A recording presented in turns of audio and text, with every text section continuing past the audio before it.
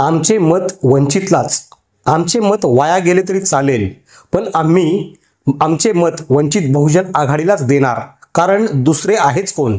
आमची इतिहासात नोंद होईल. आमचे मत स्वाभिमानासाठी आमच्या नेत्याला देऊन राजकीय बळ दिले. तुम्ही लक्षात घ्या, भाजप पूर्वी जनसंघ नावाने निवडणूक लढवित होता. त्यांना माहीत होते आमचा उमेदवार निवडून येणार नाही, तरी पण संघी आणि ब्राह्मण 50 वर्षे जनसंघालाच मतदान करीत होते.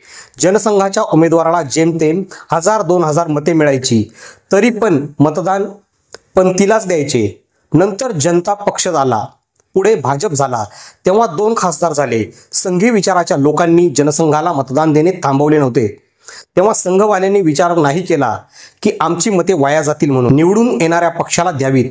आज सुद्धा दक्षिणेत तमिळनाडू, केरळ इथे भाजपचे काहीही अस्तित्व नाही, तरी पण तेथील संघाचे ब्राह्मण मंडळी फक्त भाजपला मतदान करतात. तेव्हा ते विचार करीत नाहीत की आमचे मत वाया जाईल. ते विचार करतात की आमच्या मतांची नोंद तरी होईल. तथाकथित पुरोगामी संविधान प्रेमींनी संविधान वाचवण्यासाठी महाविकास आघाडीला मतदान करावे असा नरेटिव्ह सेट करण्याचा सपाटा लावतानाच आदरणीय बाळासाहेब आंबेडकर आणि वंचित बहुजन आघाडी भाजपची बी टीम म्हणायची मोहीम चालवली आहे. या कामी पेड न्यूज, लाचार पत्रकार, यूट्यूबर्सची फौज आपल्या वाचक आणि व्ह्युअर्सला भीती दाखवून भ्रमित करण्यासाठी समाज माध्यमांवर धुमाकूळ घालत आहेत. महाविकास आघाडीच्या तिन्ही पक्षांची पूर्वपीठिका काय, तर 25 वर्षांहून अधिक काळ भाजपसोबत राजकीय तडजोड करून त्या पक्षाला मोठे करण्यात शिवसेनेचे सर्वात जास्त योगदान आहे. हा इतिहास कोणाला माहीत नाही काय? शिवसेनेच्या भरभराटीच्या काळातच रमाबाई हत्याकांड झाले. कदम नावाच्या पोलीस अधिकाऱ्याला पूर्ण संरक्षण दिले गेले. नामांतराच्या चळवळीत बौद्ध समाजाविरोधात शिवसेनेतील ओबीसींना पुढे करून खून खराबा करण्यात शिवसेनाच आघाडीवर होती. काँग्रेस पक्षाचा इतिहास यापेक्षा वेगळा नाहीच. काँग्रेसमधील छुप्या संघींनीच 1990ला खाऊजा धोरण आणून सार्वजनिक उद्योगाचे खाजगीकरण करण्याचा निर्णय घेऊन 1980 नंतर अग्रक्रमाने राबवण्यात येत असलेल्या आरक्षण धोरणाची बोजवारा उडविला. सामाजिक अत्याचाराला कळत नकळत प्रोत्साहन मिळेल अशी धोरणे राबवली. शिवसेनेच्या बौद्ध विरोधातील गुंडगिरीला कधी छुपा तर कधी उघड पाठिंबा दिला. स्वातंत्र्य प्राप्तीनंतर मागासवर्गीय समाजावरील अन्यायाला आळा बसवण्याच्या धोरणाचा भाग म्हणून दादासाहेब गायकवाड यांनी यशवंतराव चव्हाण यांच्या काँग्रेससोबत समझोता करून राजकारणाचा प्रयत्न केला. पण एकात दुसऱ्या जागा रिपाईला सोडून राज्यभरातील दलित बौद्ध समाजाची मते घेऊन अखंडितपणे देश आणि राज्यातील सत्ता भोगली.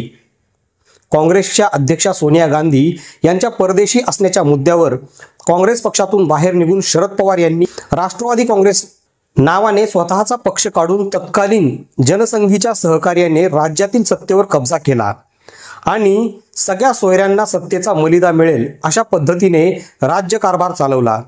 दलित पॅन्थरच्या माध्यमातून पुढे आलेले रिपब्लिकन नेते रामदास आठवले यांना सोबत घेऊन दलित राजकारणाला पद्धतशीरपणे संपवण्याचा डाव टाकला गेला. राज्यातील सर्वात जास्त दलित अत्याचाराच्या घटना काँग्रेस राष्ट्रवादीच्याच काळात घडून आलेल्या आहेत. R. पाटील या राष्ट्रवादीच्या गृहमंत्र्याने खैरलांजी हत्याकांडाने चर्चेत आलेल्या गावाला आदर्श गाव, तंटामुक्त गाव असा पुरस्कार दिला. जवखेडा, सोनई, शिर्डी दलित हत्याकांडातील आरोपी राष्ट्रवादीशी संबंधित होते किंवा राष्ट्रवादीच्या पदाधिकाऱ्यांच्या संबंधित संस्थांमध्ये कामाला होते.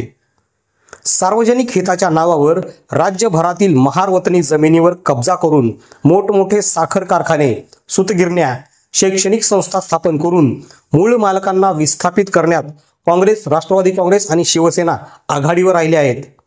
मोदी शहाच्या शासकीय संस्थांच्या माध्यमातून भ्रष्टाचाराच्या केसेस उघड करून तुरुंगात घालण्याची खेळी करून काँग्रेस, राष्ट्रवादी आणि शिवसेनेच्या अनेक भ्रष्टाचाऱ्यांना भाजपमध्ये समाविष्ट करून सत्ता काबीज केलेल्या भाजपाने शिवसेना, राष्ट्रवादी काँग्रेस आणि काँग्रेस या पक्षांचे 4 पक्ष केले.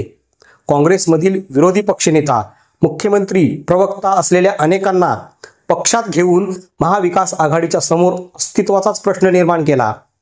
या पार्श्वभूमीवर वंचित बहुजन आघाडी आणि आदरणीय बाळासाहेब आंबेडकर हे समाजातील वंचित घटकातील मायक्रो ओबीसी, अल्पसंख्याक, दलित, वंचित या समाज घटकांना सत्तेत सहभाग करून घेण्यासाठीचे राजकारण करण्यासाठी प्रयत्नशील आहेत. लोकशाहीच्या सामाजिकीकरणाचा काँग्रेस, राष्ट्रवादी आणि शिवसेनेच्या माध्यमातून काही राजकीय घराण्यातच अडकलेल्या सत्तेला आव्हान देत, मोदी शहाच्या अनैतिक राजकारणाला खुलेआम आव्हान देत ठाम भूमिका घेऊन यावेळच्या लोकसभा निवडणुकात उतरले आहेत. महाविकास आघाडीत शिल्लक राहिलेल्या अनेक जणांवर ईडी, सीबीआय, आयटीच्या कारवाया सुरू आहेत. या कारवाईपासून सुटका करून घेण्यासाठी त्यांना सत्तेसोबत असणे ही त्यांची गरज नाही, तर त्यांच्यासाठी अपरिहार्य आहे. मवियातील सर्व मिळून 60-70 पेक्षा जास्त आमदार, मंत्री, नेते जे शिल्लक आहेत त्यांचा करेक्ट कार्यक्रम कधी होईल हे सांगता येत नाही. तसे पाहिले तर पवार, ठाकरे यांचा पक्षाची कसोटी या निवडणुकीत लागणार आहे. या दोन्ही पक्षांची निवडणुकीतील यापूर्वीची कामगिरी ते फिरून करतील हे अजून सिद्ध व्हायचे आहे. आदरणीय प्रकाश आंबेडकर हे 40 वर्षांहून अधिक काळ राजकारणात सक्रिय आहेत. लोकशाहीच्या सामाजिकीकरणाचे प्रयोग त्यांनी सातत्याने यशस्वी करून दाखवले आहेत. कोळी, धनगर, माळी, मुस्लिम या जातीतील सामान्य घरातील व्यक्तींना आमदार, जिल्हा परिषद अध्यक्ष, सदस्य या पदावर बसवले आहे. आज भलेही वंचित बहुजन आघाडीकडे आमदार, खासदार नाहीत, पण सध्या मतदार आहेत. यापूर्वी प्रस्थापित लोकांच्या याच पक्षांनी प्रकाश आंबेडकर यांना राजकीयदृष्ट्या उभे राहू दिले नाही. यासाठी वेळोवेळी साम, दाम, दंड, भेद नीतीचा वापर केला. आता पण त्यांच्या डोक्यात हीच कल्पना आहे. दलित, मुस्लिम, बौद्धांना संविधान धोक्यात असल्याची भीती दाखवून त्यांची मते वंचित बहुजन आघाडीला जाऊ नयेत. ही महाविकास आघाडी आणि त्यांच्या भाट मीडिया, पुरोगामी विचारवंत, पत्रकार यांच्या आयडियाची कल्पना आहे.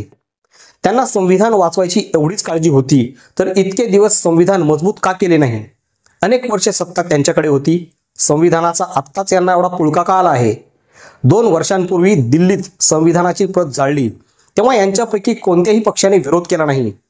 हाथरस, उन्नाव, मणिपूर येथील महिलांची नग्नधिंड, संविधानिक तरतुदींची पायमल्ली करीत पत्रकार चळवळीतील कार्यकर्त्यांवर झालेल्या कारवाया, एल्गार परिषदेत सहभागी विचारवंतांच्या फोन, लॅपटॉपमध्ये खोटी माहिती अपलोड करून त्यांच्यावरील कारवाई विरोधात महाविकास आघाडी किंवा त्यांच्या भाटांनी काही भूमिका घेतल्याचे दिसून आले नाही. संविधानाला धोका असल्याची भीती घालून वंचित बहुजन आघाडीला जाणारी मते थोपवू पाहत आहेत.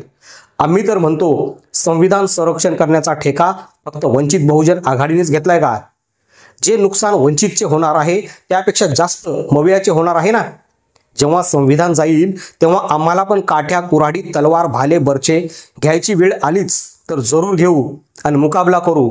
आमचे मत वाया जाऊ देणार नाही.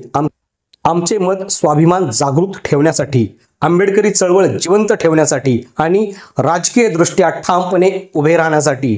आमचे मत फक्त बाळासाहेब आंबेडकर यांना, वंचित बहुजन आघाडीलाच देणार. आदरणीय बाळासाहेब तथा प्रकाश आंबेडकर आणि वंचित बहुजन आघाडी हा पक्ष राजकीय दृष्ट्या मोठा होऊ नये ही प्रस्थापित पक्षांची चाल रोखण्यासाठी आम्ही सर्व वंचित बहुजन आघाडीबरोबर म्हणजेच आदरणीय बाळासाहेब तथा प्रकाश आंबेडकर यांच्याबरोबर आहोत. सध्या वंचित बहुजन आघाडीला राजकीय दृष्ट्या सक्षम करणे आपल्या आंबेडकरी जनतेचे कर्तव्य आहे. ते आपण सर्व मिळून पूर्ण करू. जय भीम, जय भारत, जय संविधान.